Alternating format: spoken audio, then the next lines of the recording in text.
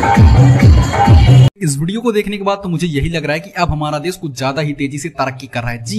जी हाँ दोस्तों, इससे पहले भी हम आपके लिए एक वीडियो लाए थे जो बनारस से काफ़ी तेज़ी से वायरल हो रहा था, लेकिन हम आप सबको बता दें कि ये दूसरी जगह से वीडियो आया। आप देख पा रहे होंगे कि डीजे लगाकर कैसे लोग बाग सब यात्रा के पीछे से खेसारी का जो आपने गाना सुनाई होगा वही गाना बजा रहे हैं। लेकिन आप सबको बता दें कि ऐसी वीडियो ये समझ में नहीं आ रहा कि ये इन लोगों का कोई सामूहिक कार्यक्रम है या रीत है इनके यहाँ पर के जब कोई सब यात्रा निकाली जाएगी तो मतलब इस तरह से ही निकाली जाएगी।